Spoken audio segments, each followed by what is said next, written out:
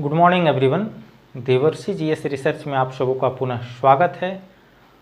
उम्मीद करते हैं कि आप सब ठीक होंगे और आपकी पढ़ाई अच्छी चल रही होगी। समय समय पे आप सबों के साथ हमारी एक मोटिवेशन की भी वीडियो मिलती रही है, ताकि आप सब अपने पढ़ाई के साथ एक जो कभी कभी ये लगता है ना कि पढ़ने से कुछ नहीं होने वाला है, हम पढ़ रहे हैं, हमारे जो है सो साथी लोग कहीं ना कहीं एक अच्छे अभी वर्तमान में पैसे कमा रहे हैं, आप पढ़ाई में अपना समय व्यतीत कर रहे हैं, आप पैसे के अभाव में जी रहे हैं, तो वास्तविकता ये है कि आप चिंता न कीजिए। एक समय आएगा कि आप पैसे से परिपूर्ण रहिएगा, हर एक प्रकार की संसाधन आपके पास रहेगी और वो अभावग्रस्त रहेंगे। भगवान न करे ऐसा हो कि वो अभावग्रस्त हो, लेकिन शिक्षा शेरनी की दूध है, हुंकारेगा वही जो पिएगा। इसलिए आप पी रहे हैं तो निश्चित ही किसी न किसी क्षेत्र में आपकी हुंकार आएगी और उस हुंकार की आवाज़ लोग सुनेंगे भी। तो इसी उम्मीद के साथ आज की क्लास की हम शुरुआत करते हैं। तब तक आप हमारे चैनल को लाइक कीजिए, सब्सक्राइब कीजिए, शेयर कीजिए, हमारी मेहनत को बेकार न जाने दीजिए। आप हमारी वीडियो को अंतिम तक बने रहिएगा, तब आपको कुछ समझ में आएगा। अन्यथा आप अगर स्किप करके देखेंगे, क्योंकि देखिए बात ऐसी होती है ना कि हमारे अंदर जाना हमें कहीं नहीं है, लेकिन काफ़ी हड़बड़ी चल रही होती है। हम किसी भी वीडियो को देखते हैं तो स्किप करके भागते जाते हैं। नहीं, आप पढ़ रहे हैं, आप कोई फिल्म नहीं देख रहे हैं कि गाना को भगा करके आप कहानी देखिएगा। तो आप पढ़ाई कर रहे हैं, लाइन बाय लाइन समझने की कोशिश कीजिए, तब किसी भी एग्ज़ाम में आप बेहतर परफॉर्मेंस कीजिएगा। और आपको मैंने बताया कि आप इस उम्मीद के साथ हमारे साथ बने रहिए कि आपको किसी दूसरे जगह, किसी दूसरे प्लेटफॉर्म पे जाने की ज़रूरत हम नहीं पढ़ने देंगे। हम कोशिश करते हैं, हम आपके साथ लगातार मेहनत करते हैं कि आपको पूर्ण रूप से हर वो चीज़ प्रोवाइड करवाया जाए और बेहतरीन कंटेंट लाया जाए, जिससे आपकी एग्ज़ाम बेहतर हो सके। तो बिना देर किए हुए आज हम बात आप लोगों के साथ करने वाले हैं एक ऐसी सभ्यता जो कहीं ना कहीं उस समय इतनी पुराने साल, आज से 5000 साल पहले अगर भी हम कल्पना करते हैं तो एक शहरीकरण रहा था। वहाँ शहर थे, वाणिज्य था, व्यापार था, पक्के मकान थे। हमारे आपके यहाँ कितना 10 साल, 20 साल, 30 साल, 40 साल के अंतराल में लोग पक्के मकान बनाने चालू किए हैं, जो अभी नए नए शहर उभर करके आ रहे हैं। हम लोग तो खास करके ग्रामीण एरिया से हैं, तो शहर खास करके ये जो अभी शहर की प्रवृत्ति आई है, ये लगभग 10 सालों के अंतराल में आई है। इससे पहले लोग एकदम ग्रामीण थे, ग्रामीण जीवन जीते थे। अब थोड़ा जो है सो गांव में भी सुधार हुआ और शहरों की तौर तरीके अपनाने लगे हैं, पहनावा उनका बदला है, रहन सहन खान पान बदला है, व्यवस्था बदली है। तो इस तरह से अब जो है सो शहरीकरण की ओर हम धीरे धीरे बढ़ रहे। लेकिन आप कल्पना कर सकते हैं कि आज से 5 साल पहले कोई सभ्यता थी जो पूर्ण तरीके से शहरीकरण थी। आज हम लोग घर बनाते हैं तो घर इस तरह से बनाते हैं, एक घर यहाँ है तो दूसरा घर उठ करके वहाँ है, तीसरा घर वहाँ है। घर की कोई नक्शा हमारे पास नहीं होती, लेकिन वहाँ की जो घर थी अद्भुत प्रणाली की बनी हुई थी। गलियाँ समकोण थी, पानी निकासी के लिए अलग प्रणाली थी, ड्रेनेज सिस्टम था उस समय। जी हाँ, सिंधु घाटी सभ्यता में ड्रेनेज सिस्टम से पानी की निकासी होती थी।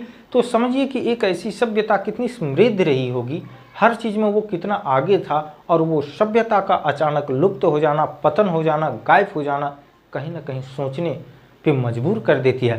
खैर, अभी तक जो भी वहाँ की लिपि है वो पढ़ी नहीं जा सकी है, लोग अभी तक पढ़ नहीं पाए हैं, पढ़ने का प्रयास कर रहे हैं, लेकिन एक कल्पना किया जा रहा है कि ऐसा होगा वैसा होगा। इस चित्र के आधार पे हम एक कल्पना करते हैं और हम उसे वर्तमान से जोड़ करके कल्पना कर रहे हैं। वास्तविकता क्या है, जब तक लिपि नहीं पढ़ी जा सकती तब तक नहीं पता चलेगा। मान लीजिए दोस्तों कि अभी अचानक यहाँ पे जो है सो पूरी पृथ्वी धंस जाए तो आने वाला समय में अगर कोई खोज करेगा तो यहाँ क्या निकलेगा?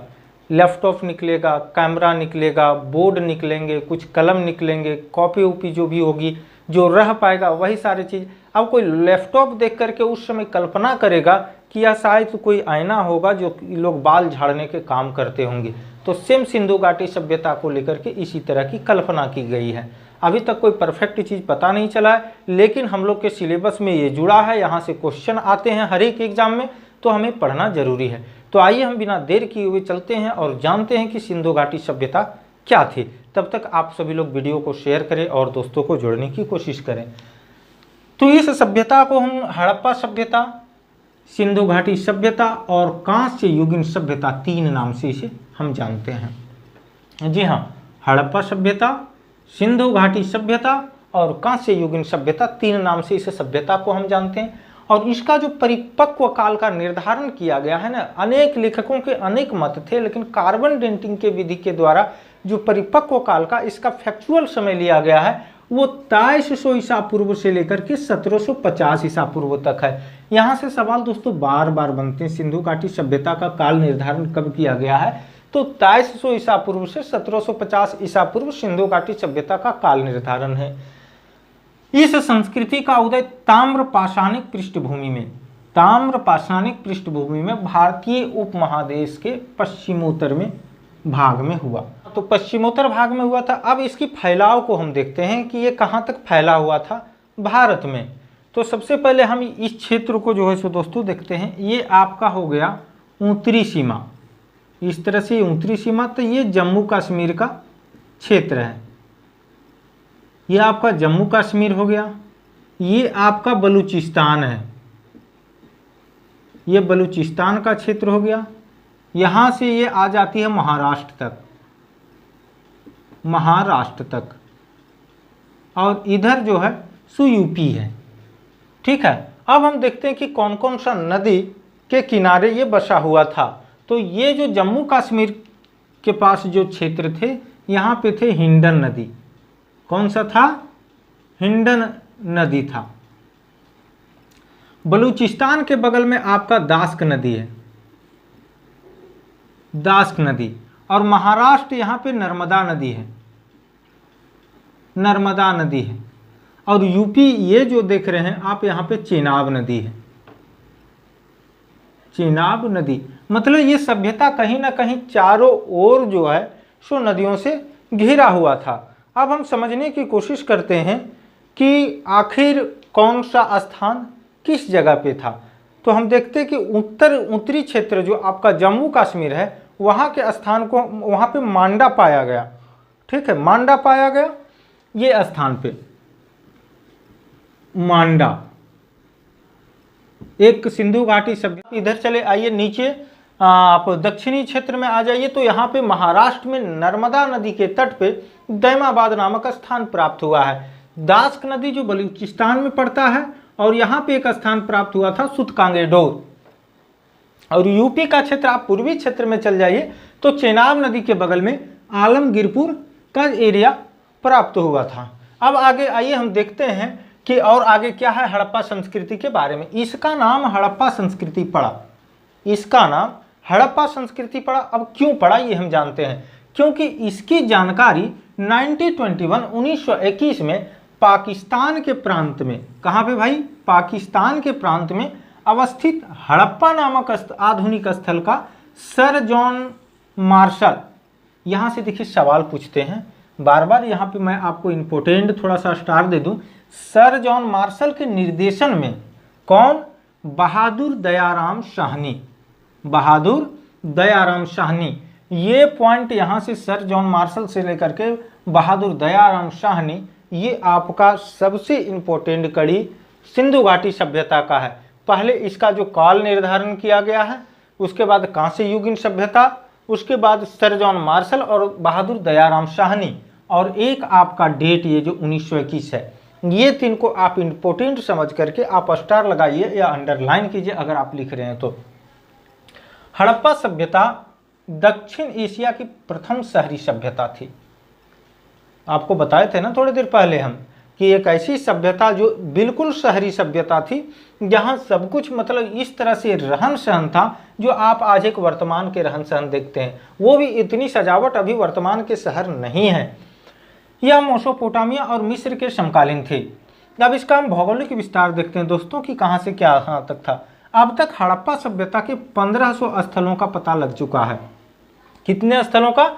1500 स्थलों का। इसकी क्षेत्रफल जो थी, ये जो फैलाव था आपको हमने दिखाया मानचित्र पे, ये 12,99,600 वर्ग किलोमीटर में इसका फैलाव था हड़प्पा सभ्यता का।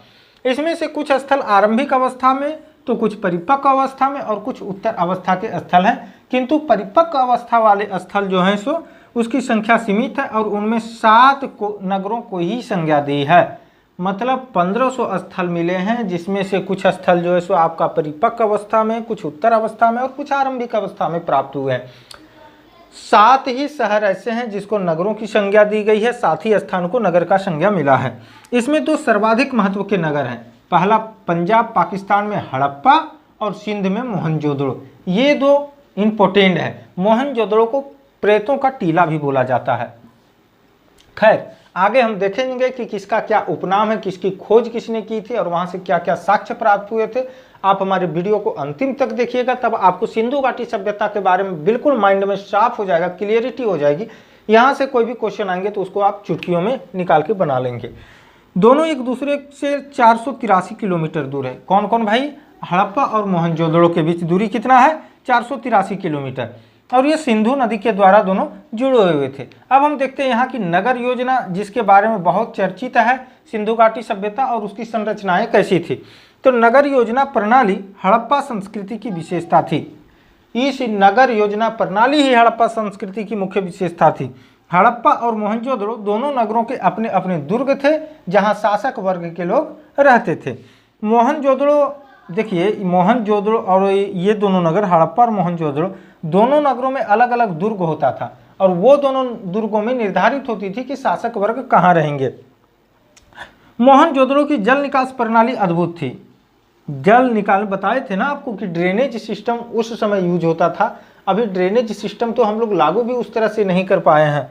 नगरों में भवनों के बारे में विशिष्ट बात यह थी कि ये जाल ग्रिड की तरह व्यवस्थित थी, जाल ग्रिड की तरह व्यवस्थित थी। इस तरह से यहाँ के भवन निर्माण होते थे। सड़कें एक दूसरे को समकोण बनाते हुए काटती थी। किस तरह काटती थी? समकोण बनाते हुए। और नगर अनेक खंडों में विभक्त थे। इस तरह के अपने एक एक अलग अलग जाल ग्रिड की टाइप की बनी हुई होती थी। मोहनजोदड़ो का शायद सबसे महत्वपूर्ण सार्वजनिक स्थल है विशाल स्नानागार। अभी स्विमिंग पूल आप देखते हैं ना, उस समय विशाल स्नानागार था। मतलब उस तरह अभी भी स्विमिंग पूल नहीं है, जिसका जलाशय दुर्ग के टीले में है। बताइए, यह 11.88 मीटर लंबा और 7.01 मीटर चौड़ा और 2.45 मीटर गहरा है। मोहनजोदड़ो में एक अन्नागार मिला जो कि 45.71 मीटर लंबा और 15.23 मीटर चौड़ा है। तो दोस्तों, आप अगर इसे नोट नहीं कर रहे होंगे तो आप इसे अवश्य नोट कीजिए, ताकि आपके पास एक बेहतरीन नोट तैयार हो जाएगा। आप अगर बुक से भी पढ़ेंगे ना तो आपको चीज़ें इस तरह से समेटा हुआ नहीं मिलेगा, आपके बुक में भी तोड़े तोड़े हुए चीज़ मिलेंगे। तो ये आपके नोट्स के लिए बहुत बेहतरीन होगी। और आप इसको अगर सीरियस में नहीं ले रहे होंगे तो आपको मैं बता रहा हूँ कि आप इसका नोट्स अवश्य तैयार कीजिए दोस्तों। तो आप इसे नोट कीजिए, फिर मैं आप लोगों के साथ आगे बात करता हूं। आगे और देखते हैं कि किस तरह से सिंधु घाटी सभ्यता की रूपरेखा थी। आप इसे साथियों उम्मीद करते हैं कि आप सभी ने इसे नोट कर लिया होगा। और अब हम आगे देखेंगे कि ये इतनी समृद्ध सभ्यता, जो कि एक शहरी सभ्यता थी, नगरीय सभ्यता थी, उसका आधार क्या रहा था, वहाँ पे मजबूती का आधार क्या था, क्यों ये सभ्यता उस समय आज से 5000 साल जो पुरानी सभ्यता थी उसमें से इतने मतलब समृद्ध कैसे ये सभ्यता हो गई थी, क्योंकि उसके बाद के काल को हम पढ़ते, जैसे ऋग वैदिक उत्तर वैदिक काल में पढ़ते हैं, तो यहाँ पे हम ग्रामीण सभ्यता का ही अध्ययन करते हैं। तो आइए हम देखते हैं कि यहाँ की और क्या क्या विशेषता रही थी और क्या क्या साक्ष्य हम तक मिल पाए हैं अभी तक। तो सबसे पहले हम फसल के बारे में अगर देखते हैं तो ये सबसे अगर यहाँ पे उस समय अगर कहें तो अभी जो सिंधु घाटी का क्षेत्र है, जहाँ पे उसका हम आपको बताए थे मैप के आधार पे कि जम्मू कश्मीर का क्षेत्र हो या महाराष्ट्र हो या फिर इधर बलूचिस्तान है या इधर यूपी है, तो इस एरिया में जो इनका आयताकार क्षेत्र था उस समय यहाँ पे बारिश बहुत ज्यादा होती थी। और बहुत ज्यादा बारिश होती थी तो इसका मतलब था कि कृषि का पनपना निश्चित था। जंगल झाड़ी बहुत ज्यादा वहाँ पे थे। लेकिन अभी क्या है, अभी बारिश बहुत ज्यादा कम हो चुका है वहाँ पे। तो फसल में क्या कि सिंधु सभ्यता के लोग गेहूं, जौ, राई, मटर आदि अनाज पैदा करते थे। लगभग ये जो चीजें अभी आप देख रहे हैं कि हम लोग पैदा करते हैं, वो चीजें सिंधु घाटी सभ्यता में भी होती थी। 2 किस्म का गेहूं और जौ उगाते थे। बनावली में मिला जौ बढ़िया किस्म का है। तिल और सरसों भी उगाते थे। सबसे पहले कपास पैदा करने का श्रेय, यहाँ से देखिए आपको क्वेश्चन पूछा जा सकता है और पूछा जाता भी है कि सबसे पहले कपास को पैदा करने का श्रेय किसको जाता है, तो सिंधु सभ्यता को जाता है, जिसको यूनानी लोग या तो कहिए कि पश्चिमी संस्कृति के लोग हिंडन के नाम से भी बोलता था। उसके बाद यहाँ हम देखते हैं पशुपालन। सिंधु सभ्यता के लोग गाय, बैल, भैंस, बकरी, भेड़ और सूअर पालते थे। इन्हें बिना कुबड़ वाला साढ़ विशेष प्रिय था, बिना कुबड़ वाला साढ़ विशेष प्रिय था इनको। वे गधे और ऊंट भी रखते थे। कुत्ते और बिल्ली दोनों के पैर के निशान मिले हुए हैं। मोहनजोदड़ो से घोड़े का अस्तित्व का पता चलता है, लेकिन पहचान संदेहग्रस्त है। इसीलिए सिंधु घाटी सभ्यता में घोड़ा जो है तो अभी तक कहीं भी उस तरह का सुनिश्चित होकर के नहीं बताया गया कि सिंधु घाटी सभ्यता में घोड़े का भी प्रयोग होता था। हड़प्पाई लोगों को हाथी का ज्ञान था, लेकिन ये लोग प्रयोग नहीं करते थे। वे गेंडे से भी परिचित थे। अब यहाँ देखते हैं कि धार्मिक प्रथा किस तरह की थी। सिंधु क्षेत्र के लोग वृक्ष की पूजा करते थे। आज भी हम लोग वृक्ष का पूजा करते हैं। बर, पीपल, नीम आदि वृक्ष का पूजा होता है। स्त्री देवता हड़प्पा में पकी मिट्टी की स्त्री मूर्तिकाएं भी भारी संख्या में मिली है। हड़प्पा में स्त्री मूर्तिकाएं भी भारी संख्या में मिली है, जिसे हमें पता चलता है कि शायद वहाँ की सभ्यता मातृसत्तात्मक सभ्यता रही होगी। अभी क्या है, अभी की सभ्यता क्या है, अभी का सभ्यता जो हम लोग की सभ्यता ये पितृसत्तात्मक सभ्यता है, क्योंकि यहाँ के जो प्रधान होते हैं, घर के प्रधान होते हैं, वो पुरुष ही होते हैं। और पुरुष होते हैं तो उस सभ्यता जहाँ पे पुरुष प्रधान हो उसको हम पितृसत्तात्मक बोलते हैं, और जहाँ पे माताएं प्रधान होती हैं उसे हम मातृसत्तात्मक बोलते हैं। हड़प्पाई लोग पृथ्वी को उर्वरा देवी के रूप में समझते थे। हम लोग भी पृथ्वी की पूजा करते हैं आज भी। पशु पूजा का प्रचलन था यहाँ पे।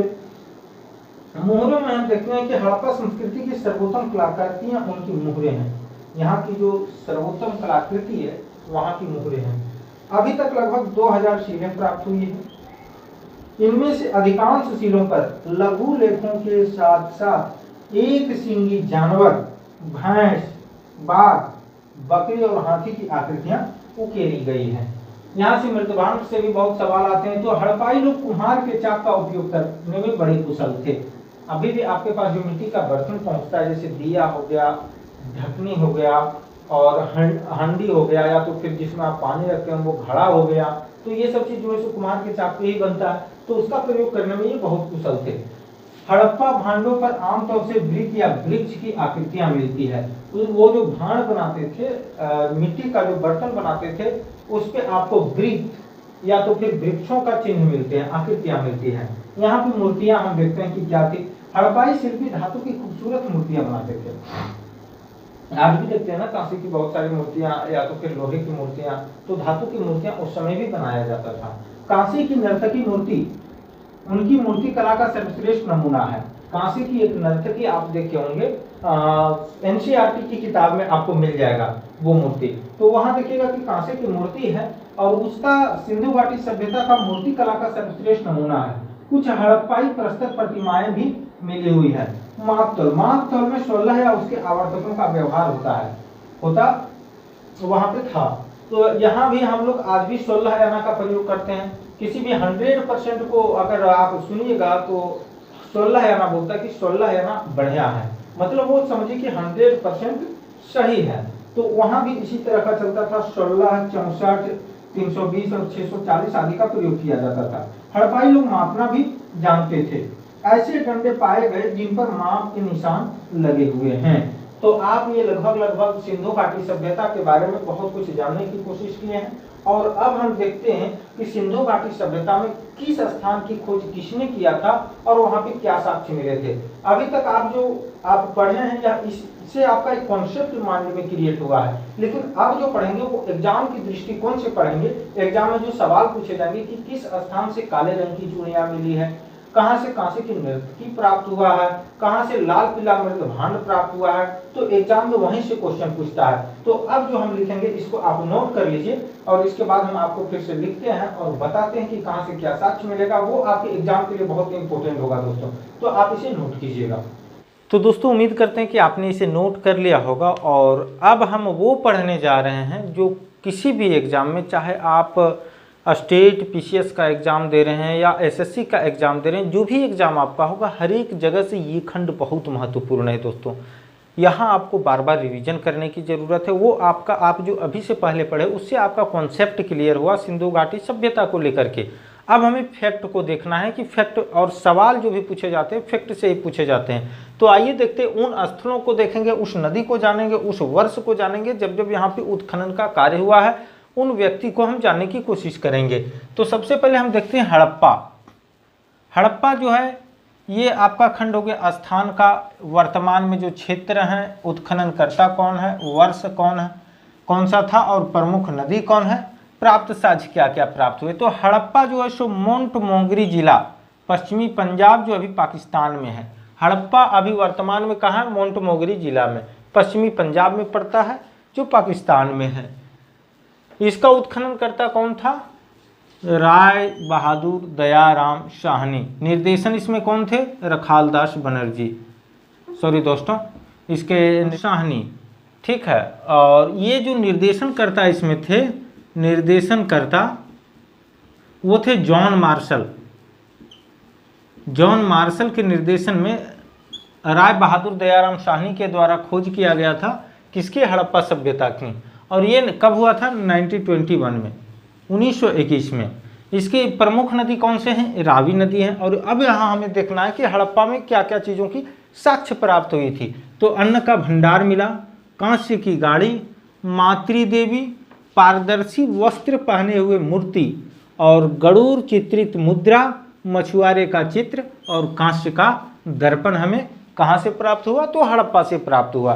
कौन सी नदी के किनारे, रावी नदी का किनारे। इसका खोज कब किया गया, 1921 में। किसने किया, राय बहादुर दयाराम साहनी। किसके निर्देश में किया, जॉन मार्शल के निर्देश में किया। कहाँ पे है ये स्थान, कहाँ पे है वर्तमान में, तो मोंटमोंगरी जिला पश्चिमी पंजाब पाकिस्तान में ये पड़ता है। उसके बाद हम देखते हैं दोस्तों मोहनजोदड़ो को। मोहनजोदड़ो है अभी लरकाना जिला, लरकाना जिला में है और ये सिंध प्रांत में पाकिस्तान में पड़ता है। कहाँ पे पड़ता है, पाकिस्तान में पड़ता है। मोहनजोदड़ो, ये जो हम सिंधु सभ्यता पढ़ते हैं, सिंधु सभ्यता का सबसे बड़ा स्थल है वो है मोहनजोदड़ो। कौन सा है, मोहनजोदड़ो है। इसके उत्खननकर्ता कौन थे, रखालदास बनर्जी। समय कब, 1921 के बाद कौन सा आता है, तो 1922 आता है। इस तरह से आप लिंक करके आज भी रख सकते हैं, 1922 ईस्वी में। इसकी नदी कौन है, तो सिंधु नदी है। सिंधु नदी के किनारे कौन सा स्थल है, तो आपका मोहनजोदड़ो है। अब हम देखते हैं कि मोहनजोदड़ो से साक्ष्य क्या क्या प्राप्त हुए। तो यहाँ का विशाल स्नानागार एकदम फेमस था, प्रसिद्ध था। यहाँ पे पुरोहितों का आवास मिलता है, महाविद्यालय का साक्ष्य प्राप्त हुआ, 16 मकानों का बैरक मिलता है हमें, कांस्य से निर्मित नग्न महिला की मूर्ति, कांस्य से निर्मित नग्न महिला की मूर्ति मिलती है, एक श्रृंगी पशु वाली मुद्राएं प्राप्त हुई। ये सब कहाँ से प्राप्त हुई साक्ष्य, मोहनजोदड़ो से प्राप्त हुई। इसके उत्खननकर्ता कौन थे, रखालदास बनर्जी। कब किया गया, 1922 में। कौन सी नदी के किनारे, सिंधु नदी के बाद हम क्या पढ़ेंगे, हम पढ़ते हैं लोथल के बारे में। तीसरा स्थान है लोथल का। लोथल कहाँ पे, अहमदाबाद गुजरात में। ये आपका भारत है। लोथल कहाँ पे, अहमदाबाद गुजरात। बाकी आप जो दो स्थान के बारे में पढ़ें, हड़प्पा और मोहनजोदड़ो, ये आपका पाकिस्तान में पड़ता है। इनके उत्खननकर्ता कौन है, तो रंगनाथ राव हैं। कब खोजा गया दोस्तों, 1957 में, 1957 में खोजा गया। कौन सा नदी के किनारे है, भोगवा नदी के किनारे। आइए देखते हैं कि यहाँ पे कौन कौन से और साक्ष्य हमें प्राप्त हुए हैं। तो गोदीबाड़ा, वृत्ताकार तथा चकोर अग्नि वेदिका, वृत्ताकार तथा चकोर अग्नि वेदिका, हाथी के दांत मिले हैं, चावल व बाजरे पर दो मुहे राक्षस का अंकन, फारस की मुहर और घोड़े की मृण मूर्ति, चालाक लोमड़ी का चिन्ह, जिसको हम पंचतंत्र में पढ़ते हैं। देखिए कितनी पुरानी सभ्यता है और आज भी उस चालाक लोमड़ी की कहानी हम लोग पढ़ते हैं पंचतंत्र के माध्यम से। तो कहीं ना कहीं उस सभ्यता की कंटिन्यूटी हम लोग के साथ लगी हुई है। ये भी इन सारी चीज़ें जो है सो सिद्ध करती है। यहाँ की जो धार्मिक प्रथाएं थी उन सारी चीज़ों से हमें देखने को मिलता है कि शायद कोई समस्या हुई होगी जो कि वहाँ से उठ करके सभ्यता कहीं और जगह पे जाके छिटपुट हो गई होगी, इधर उधर बिखर गई होगी और फिर धीरे धीरे धीरे अपने जीवन की शुरुआत करके आज हम लोग वर्तमान में पहुँचे हैं। लेकिन इसको हम कन्फर्म कह नहीं सकते हैं क्योंकि अभी तक जो भी इसके इतिहासकार हैं वो कन्फर्म नहीं बता पाए हैं कि आखिर क्यों इसका विलय हुआ था इस सभ्यता का। चौथा स्थान में हम पढ़ते हैं चहुदड़ो, जो कि आपका सिंध प्रांत पाकिस्तान में पड़ता है। और इनका उत्खनन करता जो है सो अर्नेस्ट मैके व एनजी मजूमदार हैं। कौन है? अर्नेस्ट मैके व एनजी मजूमदार। और इनकी खोज हुई थी 1931 ईस्वी में। कौन सा नदी है? सिंधु नदी है। यहाँ पे देखते हैं कि क्या क्या साक्ष्य मिले। तो मनके बनाने का कारखाना मिला है, यहाँ पे बिल्ली का पीछा करते हुए कुत्ते का साक्ष्य है, लिपस्टिक मिला है। अभी आपको लगता होगा कि लिपस्टिक, पाउडर, काजल अभी वर्तमान में आया है, लेकिन आप देखिए सिंधु घाटी सभ्यता में क्या क्या मिलती है। सो कांस्य की गाड़ी मिली है, कंघा जिससे आप बाल जो है सो सही करते हैं, काजल आंखों में लगाने वाला काजल, पाउडर प्राप्त हुए। क्या क्या मिले हैं यहाँ पे? मनके बनाने का कारखाना, बिल्ली का पीछे करते हुए कुत्ता का साक्ष्य, लिपस्टिक मिला है, कांस्य की गाड़ी, कंघा, काजल और पाउडर प्राप्त हुए हैं। तो ये कहाँ से प्राप्त हुआ? चहुदड़ों से। चहुदड़ों कहाँ है? सिंध पाकिस्तान में। इसकी उत्खनन करता कौन है? अर्नेस्ट मैके व एनजी मजूमदार। कब किया गया? 1931 में। और कौन सी नदी के किनारे है? सिंधु नदी के किनारे है। 5वां स्थान है कालीबंगा। कौन सा है? कालीबंगा। कालीबंगा की सबसे मज़ेदार कहानी है कि हमारा एक मित्र गया था कालीबंगा, क्योंकि उनको इतिहास में बहुत ज़्यादा इंटरेस्ट है और वो प्राचीन भारत के लगभग जो भी आपके स्थल हैं वो सब स्थल वो घूमते रहते हैं। तो कालीबंगा में जब गए तो राजस्थान पहुंचने के बाद जब वो पता करने लगे कि भाई कालीबंगा कहाँ है, तो कालीबंगा नाम की कोई जगह थी ही नहीं, क्योंकि जिस जगह पे कालीबंगा है उस जगह पे आपको जाने के लिए पीलीबंगा पहुंचना होगा। गांव में अगर आप पूछेंगे कि भाई कालीबंगा कहाँ है तो वहाँ के लोगों को पता नहीं है, वो लोग पीलीबंगा के नाम से जानते हैं। तो ये कहाँ पड़ता है? हनुमानगढ़ राजस्थान में। और इनके उत्खनन करता है अमलानंद घोष व ब्रजवासी लाल। समय कब का है? 1953 ईस्वी और 1960 ईस्वी। नदी कौन सा है? घग्घर सरस्वती नदी जिसको हम बोलते हैं। यहाँ पे देखते हैं क्या साक्ष्य मिले। तो जूते हुए खेत, अग्नि हवन कुंड, चूड़ियाँ और लकड़ी की नाली यहाँ पे मिला हुआ है। उसके बाद हम देखते हैं 6ठा नंबर पे दोस्तों राखी गढ़ी। राखी गढ़ी ये भारत में सबसे बड़ा स्थल है। कहाँ पे? भारत का सबसे बड़ा स्थल, भारत का सबसे बड़ा स्थल। इसको आप याद रखिएगा, कभी कभी एग्जाम में पूछ लेता है। भारत में ये सबसे बड़ा है राखी गढ़ी। ये कहाँ है? आपका हिसार हरियाणा में है। और इसके उत्खनन करता कौन है? सूरजभान है। कब? 1969 ईस्वी में, 1969 में। और ये भी है घग्घर सरस्वती नदी के किनारे। यहाँ से क्या प्राप्त हमें हुए? ताम उपकरण, हड़प्पा लिपि युक्त मुद्रा प्राप्त हुई है। ताम उपकरण और हड़प्पा लिपि युक्त मुद्रा प्राप्त हमें यहाँ से हुई है। कहाँ से हुई है? राखी गढ़ी से। 7वां हम देखते हैं कोट दीजिए। ये आपका सिंध फिर से पाकिस्तान में है और इनकी खोज धुरिये एवं फजल अहमद खान के द्वारा उत्खनन किया गया। समय कब है? 1935 ईस्वी और 1955 ईस्वी में। इनकी नदी है सिंधु नदी के किनारे ये है। और यहाँ कच्चे ईंटों के मकान व चूल्हे का साक्ष्य प्राप्त हुआ है। 8वां नंबर पे हम देखते हैं बनावली। ये भी हिसार हरियाणा में है और इन्हें RS बिष्ट के द्वारा खोज किया गया। समय कब है? 1973 में। और घग्घर सरस्वती नदी के किनारे इसका खोज किया गया है। यहाँ पे साक्ष्य क्या प्राप्त हमें हुए? मिट्टी का हल, सड़कों पे बैलगाड़ी के पहिए का साक्ष्य और जौ मिले हैं यहाँ पे हमें। उसके बाद 9वें स्थान पे है रोपड़। ये सारे स्थान आपके लिए बहुत महत्वपूर्ण है और हम कहेंगे आपको, ये रिक्वेस्ट हमारी आपसे रहेगी कि इसका कम से कम आप नोट्स जरूर बना लें, क्योंकि आपको याद करने में आराम होगी। और अगर नोट्स आप नहीं बनाते हैं तो वीडियो को 3 से 4 बार अवश्य देखें। रोपड़ कहाँ पे है? रूपनगर पंजाब में। और इनका उत्खनन करता है यज्ञदत्त शर्मा। 1955 में किया गया और ये है आपका सतलज नदी के किनारे। यहाँ से तांबे की कुल्हाड़ी का साक्ष्य प्राप्त हुआ है। मानव के साथ कुत्ते दफनाने का साक्ष्य, मानव के साथ कुत्तों को दफनाने का साक्ष्य यहाँ से प्राप्त होता है। 10वें नंबर पे हम पढ़ते हैं रंगपुर है और ये अहमदाबाद गुजरात में है। इनका खोज उत्खनन करता SR राव है और ये 1954 में किया गया और ये है भादर नदी के किनारे। यहाँ से ज्वार बाजरा हमें प्राप्त होता है, कच्ची ईंट के दुर्ग प्राप्त होते हैं और धान की भूसी प्राप्त होती है। तो दोस्तों आप देख लिए होंगे कि हमारे जो मुख्य स्थल है, उसके बाद वर्तमान में वह क्षेत्र किस स्थान पे है, उसके उत्खनन करता कौन से रहे हैं, कौन कौन रहे हैं, वर्ष कब का है और वहाँ से साक्ष्य हमें क्या क्या प्राप्त हुए हैं। इन सारी चीज़ों को आपने देखा और आप इसे नोट कर लीजिए। या तो अगर आप नोट नहीं करते हैं तो वो कहीं ना कहीं आपकी लापरवाही होगी, आपकी आलसीपना होगा। अपने आलस्यपना को छोड़िए और इसको नोट कीजिए, क्योंकि देखिए कहीं भी लिखा हुआ उसको आप लिखिएगा तो आपका सबसे बड़ा रिवीजन लिखना है, क्योंकि उसके साथ आपका सब कुछ काम कर रहा है, दिमाग, नज़र, सारा चीज़ इंक्लूड है। कंसंट्रेशन आपकी बनी हुई रहेगी। वैसे आप केवल देखेंगे तो आपका कंसंट्रेशन कम होगा, इधर उधर भटकाव होगा। तो उम्मीद करते हैं कि आप इसे लिखेंगे। हम साइड हो जाते हैं, आप इसको लिखिए दोस्तों।